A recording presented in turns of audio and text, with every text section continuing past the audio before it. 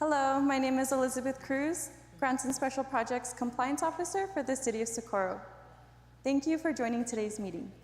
Before meeting begins, we would like to remind our guests to please remove all hats and silence all electronic devices.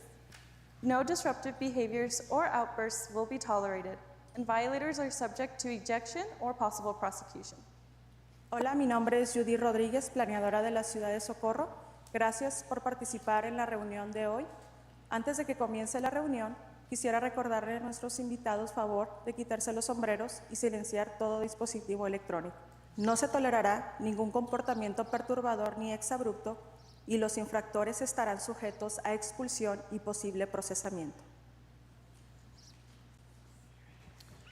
Good afternoon, everybody. This is the Planning and Zoning Commission of the City of Socorro, Texas.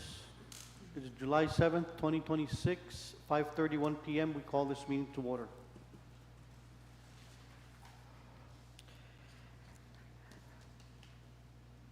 Establishment of quorum. Andrew Arroyo, Here. David Estrada, Here. Osvaldo Reza, absent. Yolanda Rodriguez, Here. Rafael Carrillo, absent. Isidro Torres. Here. We have a quorum of four commissioners present. Alfredo, do we have anyone that would like to speak? Not at the moment.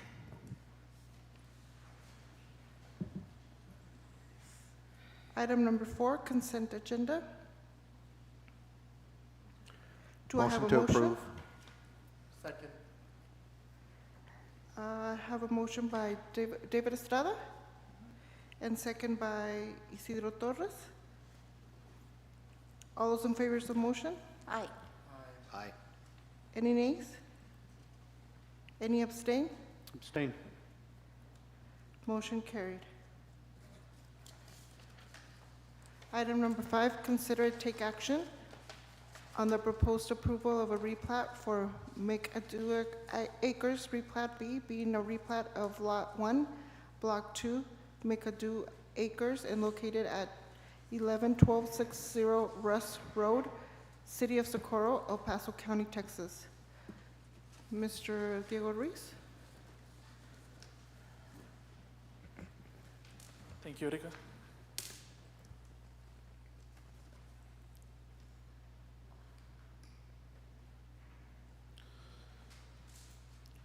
Good evening, Chairman and Commissioners.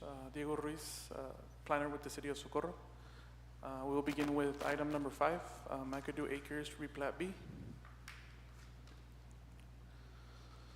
The property address is 11260 Rush Road. The legal description is Lot 1, Block 2, McAdoo Acres. Property owner is YEC LLC. The representative is Sully Salcedo with Ray Engineering. The lot size is 20,092 square feet. The zoning is R1, and the current land use is residential. Request is for approval of a replat for McAdoo Acres Replat B. Staff recommends approval of the replat for McAdoo Acres Replat B with condition that review comments be addressed prior to recording the replat. Here's the zoning map of the property. It is highlighted it is outlined in blue, and it is highlighted in yellow, representing the R1 single-family residential. Here's an aerial image showing the property in a already developed lot.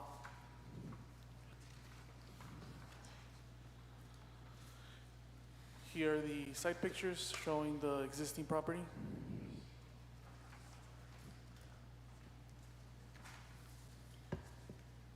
Here is the original plat of McAdoo Acres. The lot is located at the upper left side of the map.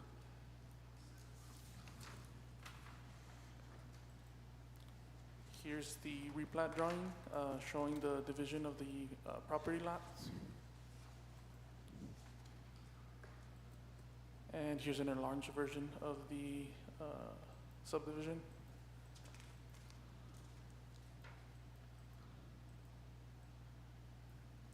summary of the request is for approval of a replat for McAdoo Acres, replat B. And now we're taking any questions. I don't have any questions. What were the comments to be addressed prior to the recording of the request? Some of the comments included just identifying like the line types, small details of the replat. We were in contact with the engineer, and the comments should arrive soon, and we'll keep updated with the engineer. Nothing major? No, nothing out of the ordinary. Where are the review comments coming from? From staff or engineering or Yes, it's from staff. from staff? Okay, each lot is gonna be larger than 10,000 square foot? It's gonna be about 10,000, yes. Because this is R1 and I'm thinking the minimum lot size is 10,000, so just Correct. wanna make sure. Yeah, both lots are above 10,000.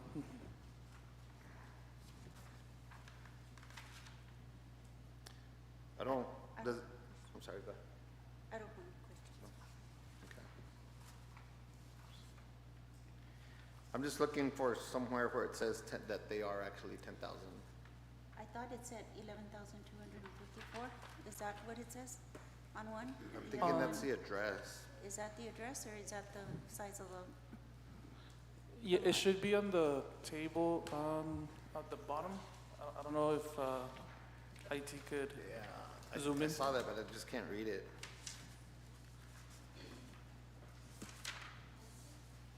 Oh, that's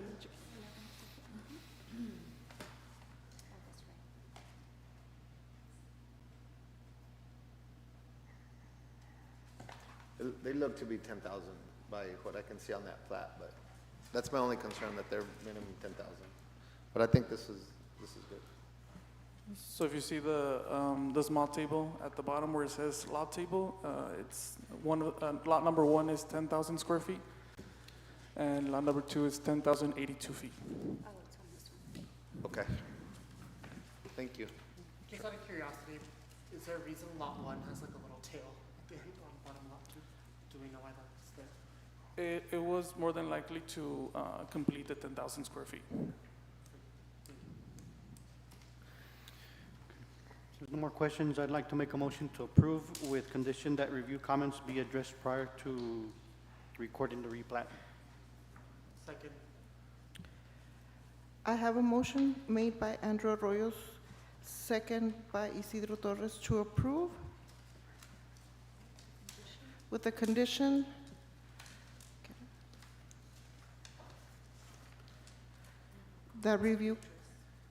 that all comments be addressed prior to recording the replat. All those in favor of the motion? Aye. Aye. Any nays? Anyone abstain? Motion carried. Item number 6, consider and take action on the proposed approval of a replat for McAdoo Acres Replat C, being a replat of Lot 3, Block 11, McAdoo Acres, and located at 620 Jewel Drive, City of Socorro, El Paso County, Texas. Mr. Diego Ruiz. Thank you, Erika. We'll be moving on to item number 6, McAdoo Acres Replat C. The property address is 620 Jewel Drive. The legal description is Lot 3, Block 11, McAdoo Acres. Property owner is YEC LLC. The representative is Luis Salcedo with Ray Engineering, and the lot size is 21,572.43 square feet. The zoning is R1, single-family residential, and the current land use is residential. The request is for approval of a replat for McAdoo Acres Replat C. Staff recommends approval of the replat for McAdoo Acres Replat C with the condition that review comments be addressed prior to recording the replat. Here's the zoning map showing the property lot outlined in blue and highlighted in yellow, representing the R1 single-family residential zone. Here's an aerial image outlined in blue, the property lot, and showing the property already in a developed residential zone. Here are the side pictures showcasing the front of the property.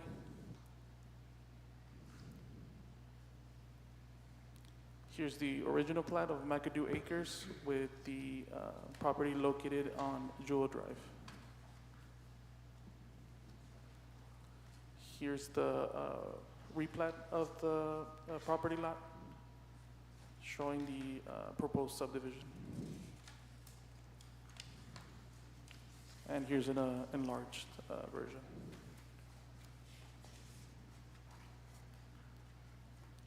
Summary of the request is for approval of a replat for McAdoo Acres Replat C.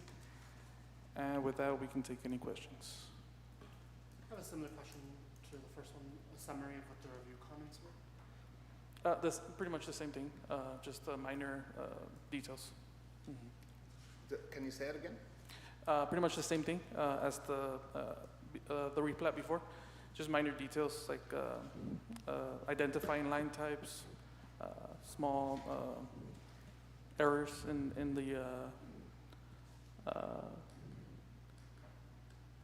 the names, and just small details that are missing. So I think we should be presented with the review comments and where they're coming from, because we have no idea. We've asked on both items, we have no idea what they are, and they might, they may be minor. I don't disagree, but I think we should be presented with, okay, these are the comments. It doesn't have to be anything super large, but if it's, whatever it is, because we're sitting here thinking it might be something major or something big. We don't know. But I agree. Just, I mean, if we could just know what the comments are, it helps. Do you mind talking into the microphone, please? Yes, no, I just agree. Just, it would be nice to know what the comments are in terms of what the conditions they have to meet. So I have another question.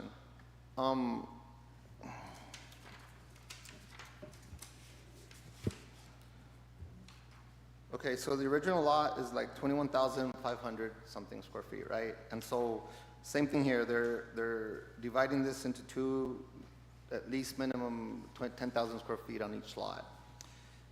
But just like you asked on the other question, they have a little panhandle across the easement trying to get to that 10,000 square feet. And they're kind of doing the same thing here, but the other thing that they're doing here is they're trying to get access off of Jewel Drive. And so that lot number 2 only has 26 feet of frontage. So that's very narrow. And so my first question is what's the minimum frontage in R1? I don't ever remember having discussed frontage on any previous ones, but the width of that frontage is only 26 feet for a lot.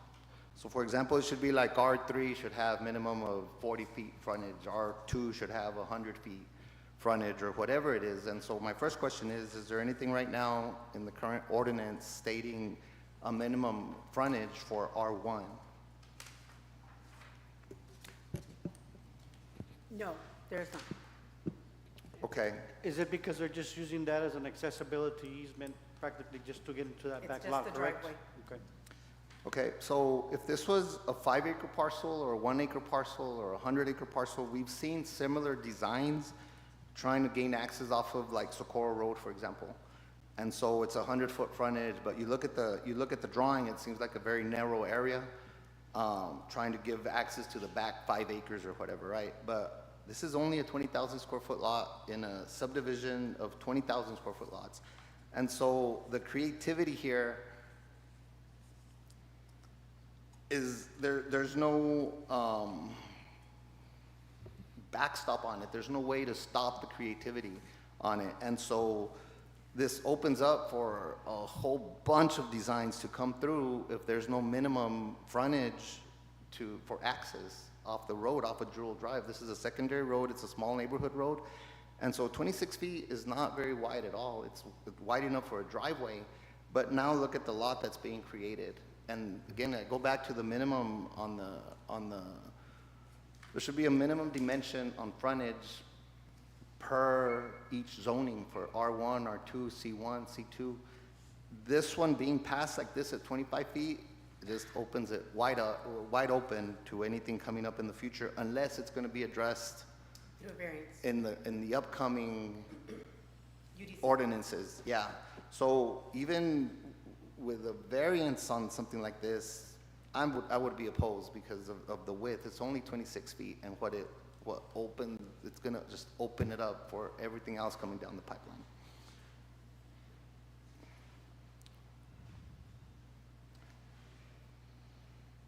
I think the only additional comment I'd make is, my only concern when I see these little panhandles is like, once these lots are then sold off and they have two different owners, if they're not, the boundaries aren't lined out correctly, you just leave room for possible property disputes in the near future, just because of, again, how creative they get with their panhandles in both these lots. But that's my only comment.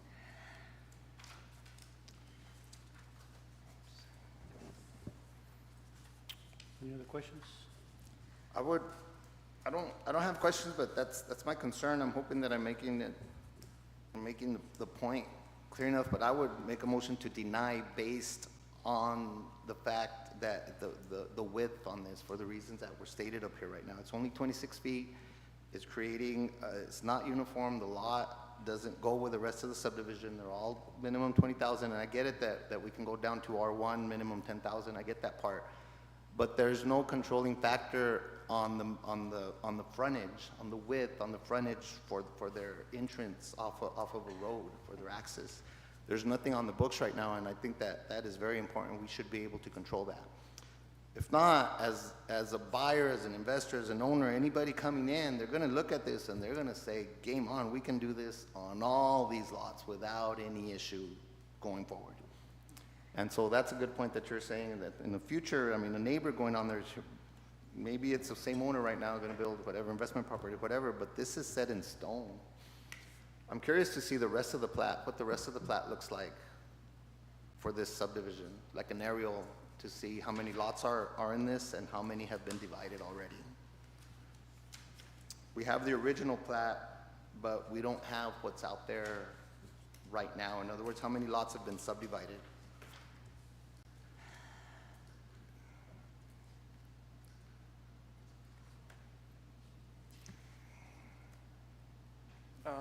Currently on the zoning map, there isn't many lots that show subdivision or any rezonings.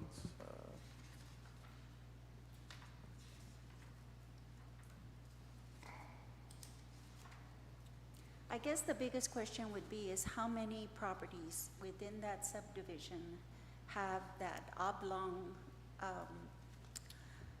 square footage that already have two homes on it, that have to have access to the back? You know, that would be the question. Because I understand maybe back in the 1970s, yeah, there might be two houses there. They might come back and ask us to, you know, we're gonna separate these now because they're gonna sell. And Mr. Estrada is correct, is that we're gonna find ourselves where there's gonna have to be a driveway that takes you to that property toward the back. Because this is not the only property that is oblong. And they're trying, I understand, they're trying to utilize all of it, but we have to have some kind of criteria that we can follow so that we don't open up a can of worms with everybody else that is gonna look, oh gosh, let's do this now, because we can. I think there has to be either an ordinance that we can follow to say there's a 30-foot frontage that needs to go instead of a 20 or whatever. But there has to be a guideline for us to follow. Because we're gonna, you know, and also the comments is that, okay, we're gonna review comments, but we don't know what they are. You know, and we're signing off on something we have no idea what we're gonna sign off on. So I think in order to protect us as commissioners is that we would like to have something that is more set, that we can follow, either an ordinance and some kind of regulations so that we can say it's okay. I'd like to ask, typically on a driveway, we usually look about, what, 20 to 25 feet on any entrance from any street or whatnot. Correct me if I'm wrong, I think it's like 20 feet.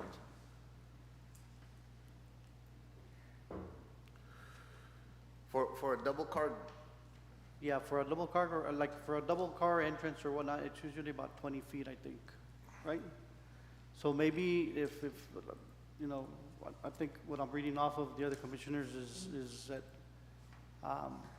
well, my personal opinion, like this one, I get what they're saying, but 25 feet to me is an appropriate size for a driveway to go into a lot or whatnot, as long as whatever they're gonna build back there, it seems like an odd-shaped lot meets the variances that have to follow the code here in Socorro. So, I mean, that's just something that I think that the homeowner or whoever's dividing this lot understands that they're gonna be minimized to building whatever they want, but, you know, it's their land, they can do, you know, whatever they want with it. But I think that we should look into maybe having something in the future or whatnot, and look at that and say, you know, a typical driveway or whatnot should be 20 feet, on the front it should be 20 feet, 25 feet, or whatever. So I would agree with Mr. Arroyos. If there is already a standard for a driveway and the minimum is 20 feet, then I would say, okay, that's fine. But I think we should have the guidance to say, okay, the minimum is 20 feet and he's going 25, okay? And that we state that for any future properties that are gonna be like this, so that there is some kind of regulation. Okay, so if that's already in the books, And correct me if I'm wrong, is Yeah, a driveway 20, 25 feet? Is it, there like a usually, because like on ponding areas or driveways that go into houses or whatnot, they're typically, if it's a two-car garage, it's typically about 20 feet. Commercial, I don't really remember what it is, if it's 20 feet also, or 25 feet.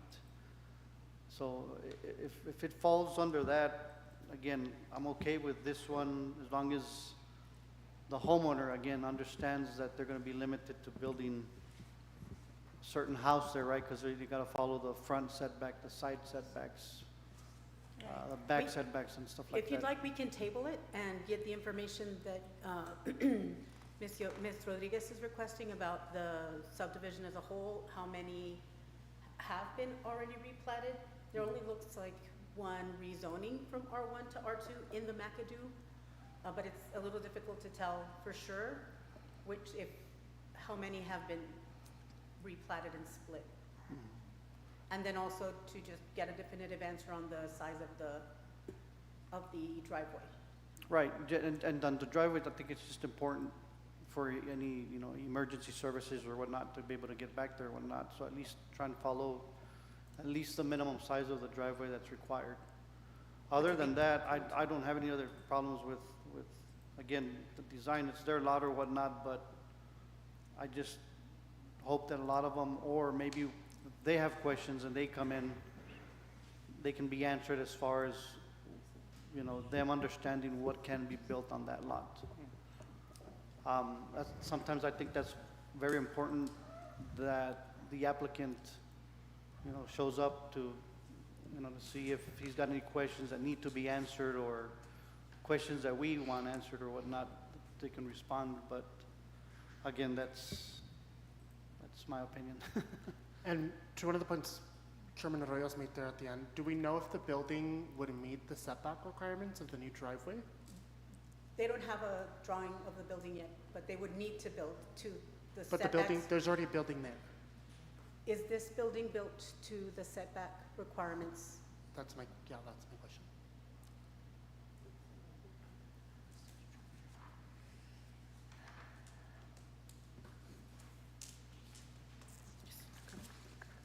He's right. Do we know? Sorry, what was the question? Do we know if the existing building is following the meeting. setbacks? Yes. It is?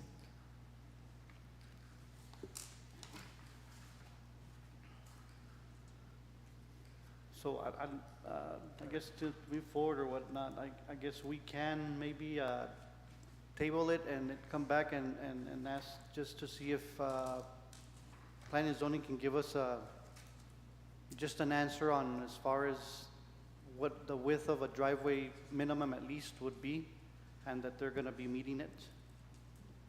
And then go from there, but again, other than that, that's the only issue that I have, but I just want them to fall at least under the width that's needed, and then go from there or whatnot. Is the applicant present? No. I Okay. know- 'cause I Is there noticed it's anybody is there anyone on the call for this item?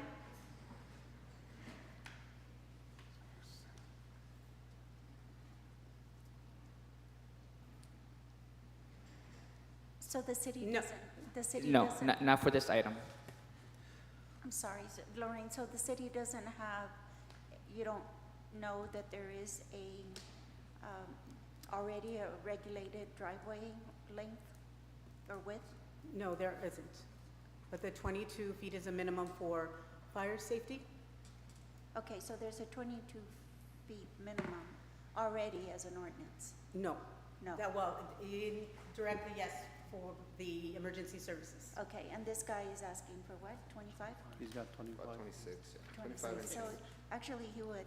More than enough. So he would have more than enough. Okay.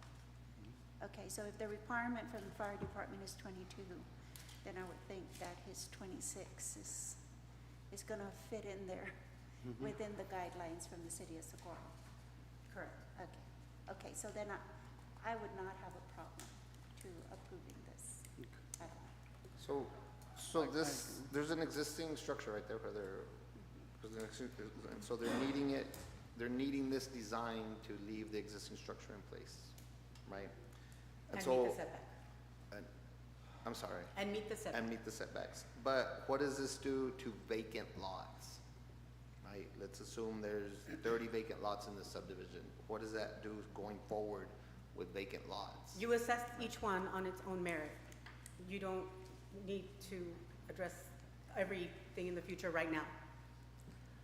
Right now, we're looking at this lot. This does have the current existing building. This is what they're proposing to be able to access the rear and not remove the property up front. If in the future, another vacant lot, they might have a different configuration. We'll see what the UDC says about the minimum frontage requirements, and we can address them at that time. Okay, I think it should be tabled at the very least, if not denied.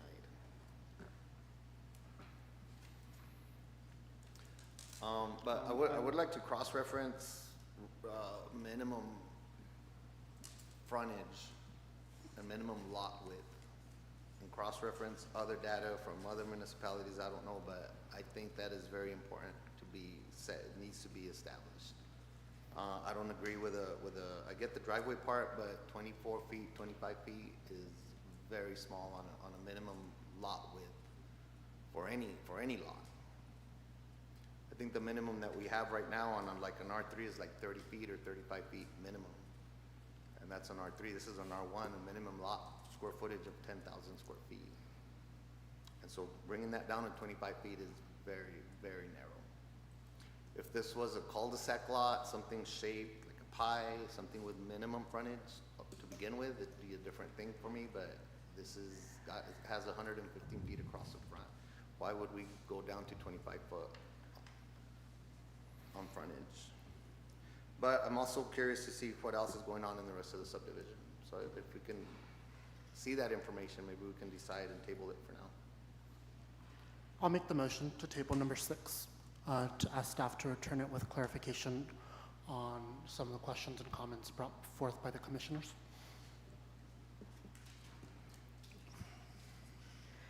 Do I have a second?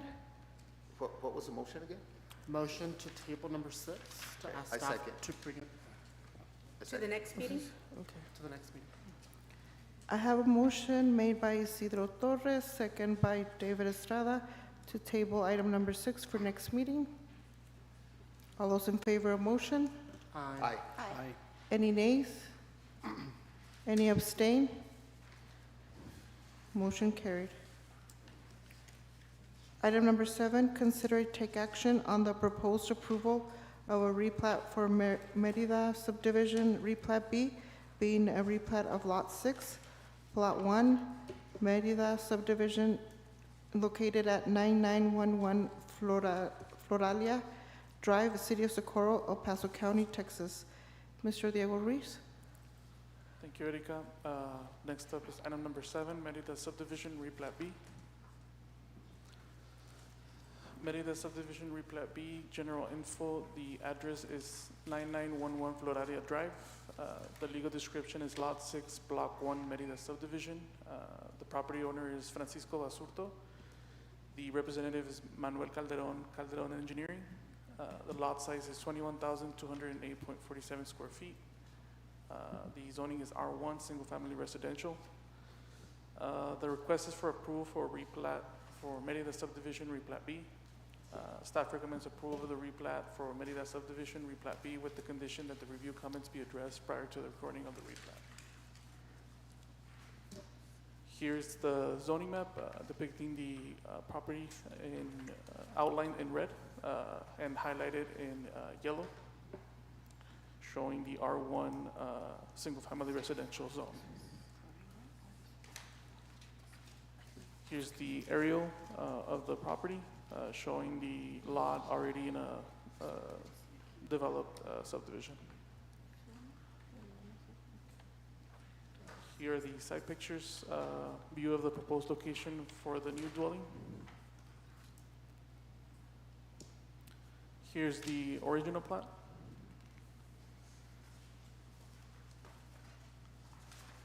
Here's the replat showing the proposed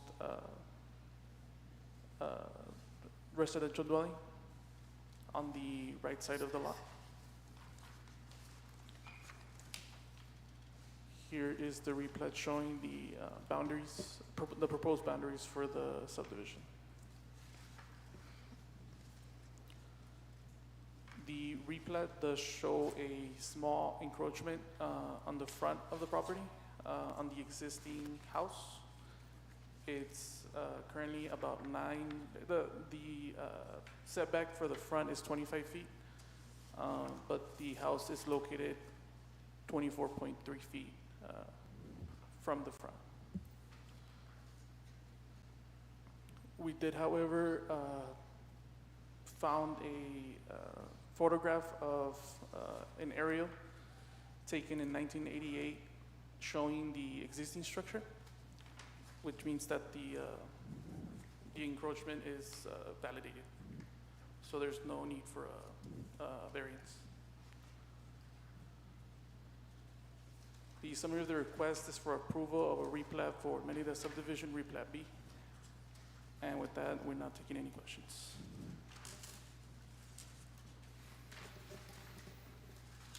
I don't have any questions. I think just similar to earlier, I mean, you have that, you get creative with it, and then again in the future, because the line has that 6 foot, it just leaves for possible dispute between owners in the future. Just, it's not clearly, just gets interesting.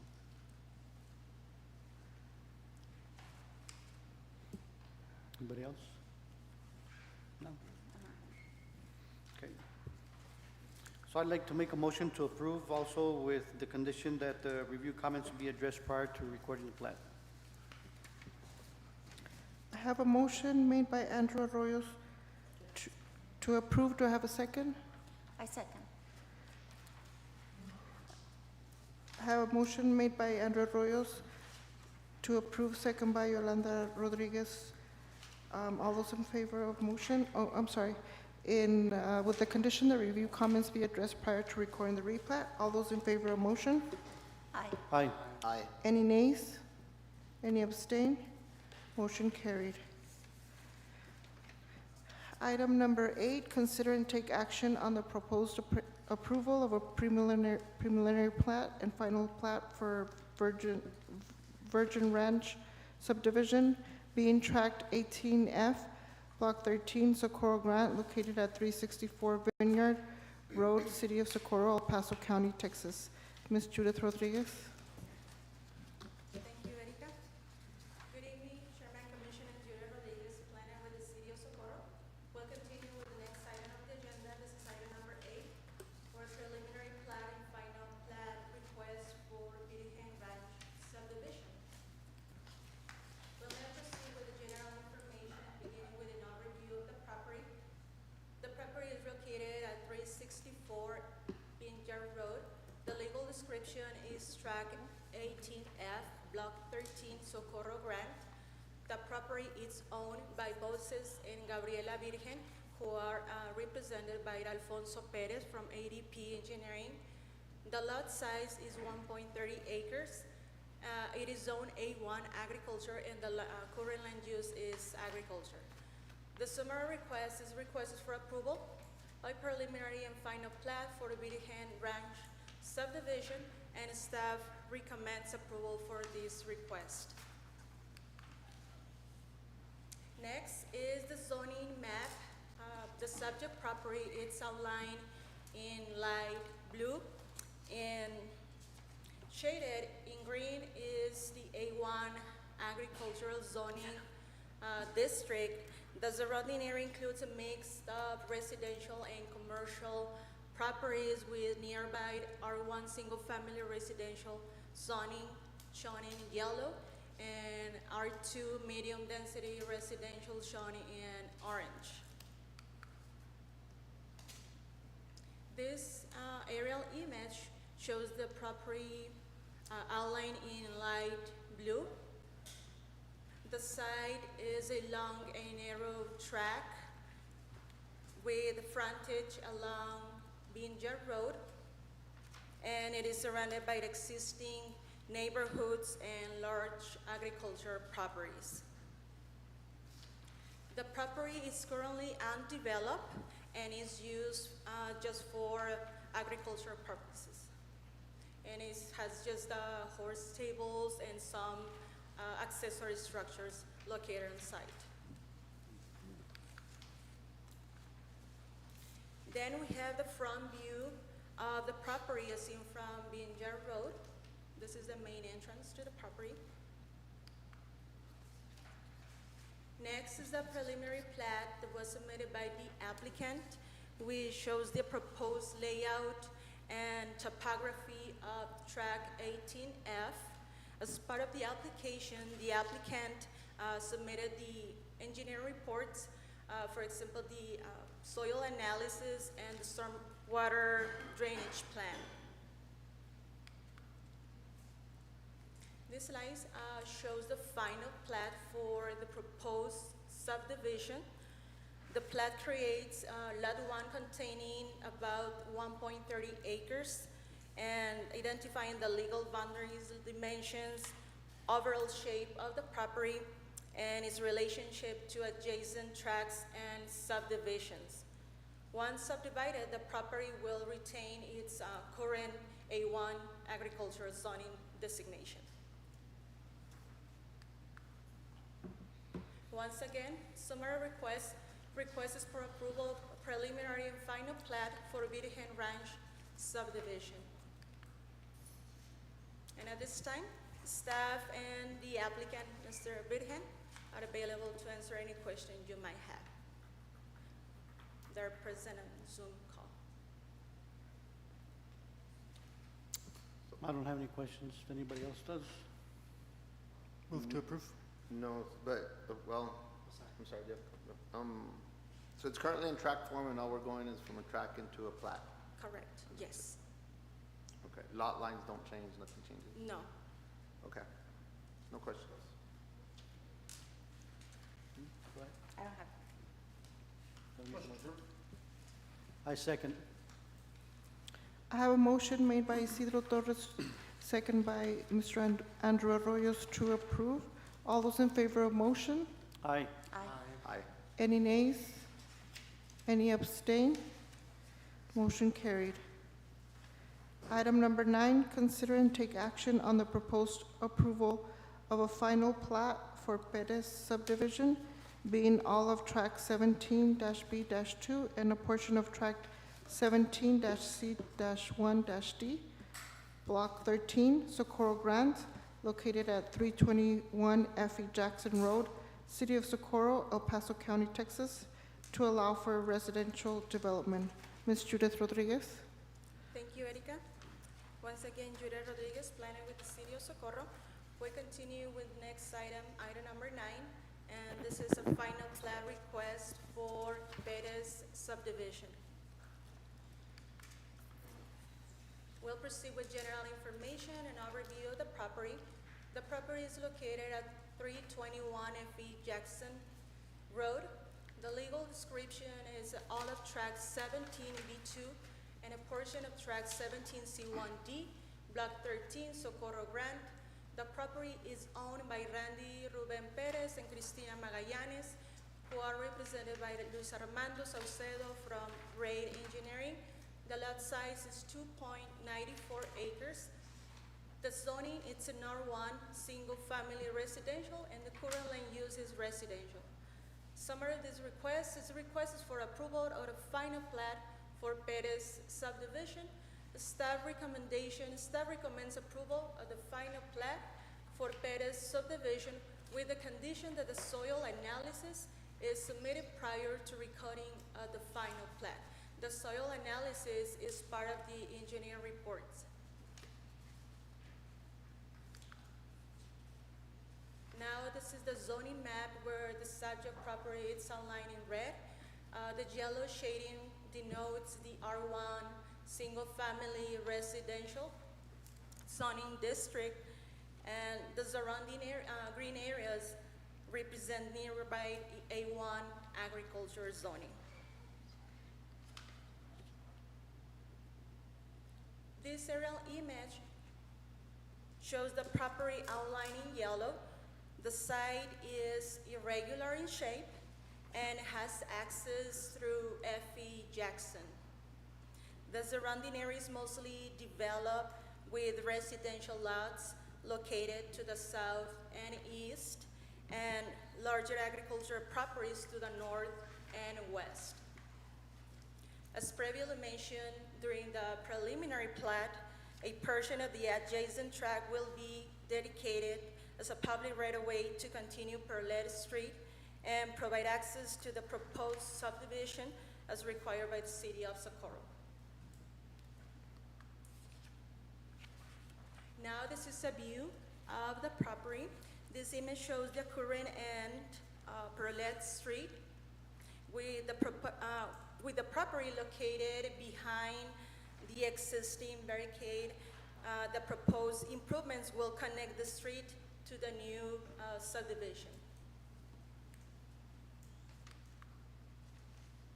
Followed by the final plat submitted by the applicant, which shows the proposed subdivision with a total of 2.94 acres in Block 1 and clearly defines the legal boundaries and dimensions of the property, and also showing the proposed addresses for each of the 6 residential lots and the extension of Perlet with a 60-foot right-of-way.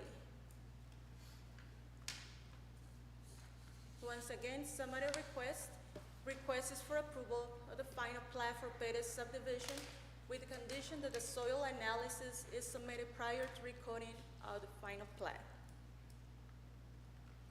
At this time, staff and the applicant are available to answer any questions you might have. Thank you. I think we had talked about this one and we came in for a preliminary plat, right? And Correct. nothing changed from No. preliminary plat and it was approved? No, correct. Okay, I don't have any questions. I think I was absent that day. Oh, yeah? I don't remember this. But, so access from F.E. Jackson Road, is that a private driveway? Is that a dedicated road? Because it looks like that access belongs on another parcel. F.E. Jackson is a dedicated right-of-way. Well, I see the name on the main road, but The The small spur access- that goes up to the highlighted property in yellow, yes, that is how they access their property. So that's how they access it, but And it is a dedicated right-of-way there, except for a small sliver for the property up front to the right that did not grant the They didn't. dedication of their strip. dedicated, what'd you call it? Dedicated right-of-way. Dedicated right-of-way. So now they're just asking for access to Perlet Drives. They're They're gonna creating open up. a different, Okay, so that road, it looked like, because there was a roadblock there, it looked like, that's where it ended.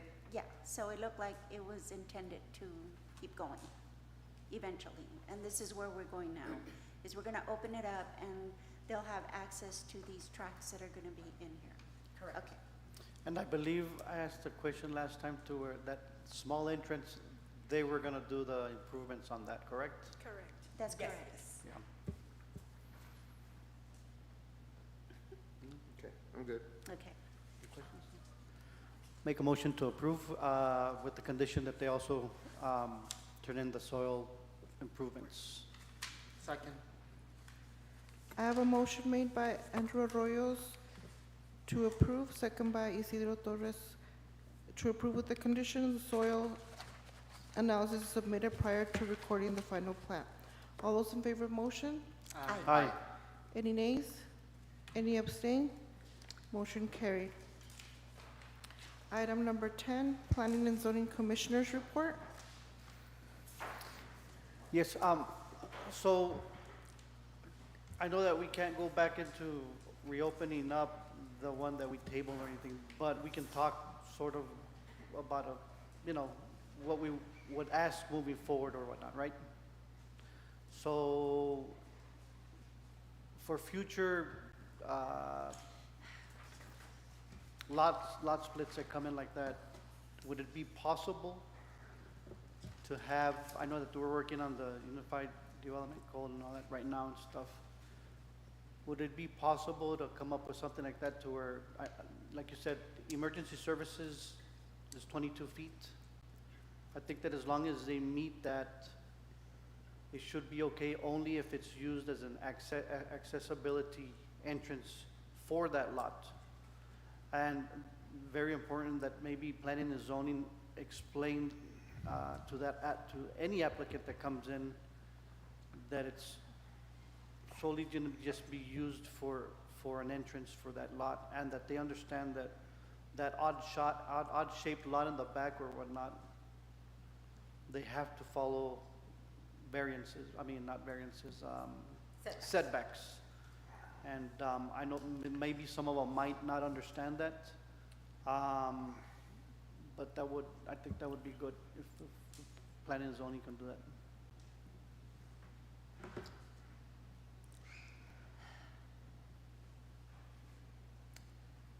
I don't have David? any questions. Do you have anything? No, I'm curious, I'll go back to the frontage, and I'm curious to know if they're gonna be addressed, or if they're in the new UDC ordinances that are coming in. I don't ever remember having discussed minimum lot widths, so I guess that'd be a question if they're gonna be in the new UDC.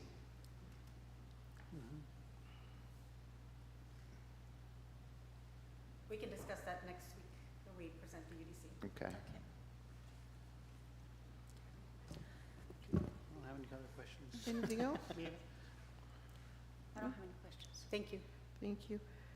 Item number 11, You know what, I'm sorry, I do have a question. Do you have dates on the bridges for, I think it was Vineyard and Passmore, no, that are next? We currently don't have any dates yet. The current status is we're reviewing the bid documents. Legal is reviewing the contracts, the bid documents and the attachments, so that we can put those out to bid. And when those go out to bid, is there a sequence? Is it gonna be Vineyard first and then Passmore, or Passmore first and then Vineyard? Oh, good question. There is a sequence. They didn't want to do them together because they're too close together to have both roads closed at the same time, and, well, I would have to get back to you on the sequence. And maybe by next, I think there's an upcoming progress meeting on that project, so maybe we can get a better sense of the schedule and timeline. And I do have something. Anything on the traffic lights down on North Loop, on Bauman? Yes, we had a very productive meeting 2 weeks ago with TxDOT, and those are going to be more timely, where we will be getting updates on various projects. They did mention the Bowman traffic signals at North Loop. They are currently waiting for construction season to start, as some of the work is going to be done in the El Paso County Water Improvement District Number 1 easement. Okay. So that is part of the delay. The initial delay had been that project had been lumped together with a lot of other traffic signals, and it was being managed by the West Side's maintenance office or construction project office. So we don't currently have a start date or an end date, but we do also know that it's going to be a 4 light traffic intersection instead of just the 3, with Bowman being extended into that Bowman commercial subdivision that Okay, you all great. saw, that we got just approved last week at City Council. Okay, great. Thank you. Item number 11, Planning and Zoning Department report. Ms. Camito? Thank you, Erica. I don't have any items for you today. Item number 12, consider and take action on the adjournment of this meeting. Do I have a motion? Make a motion to adjourn. Second. I have a motion made by Andrew Arroyo, second by Isidro Torres to approve. All those in favor of motion? Aye. Any nays? Any abstain? Motion carried. Meeting adjourned at 6:22.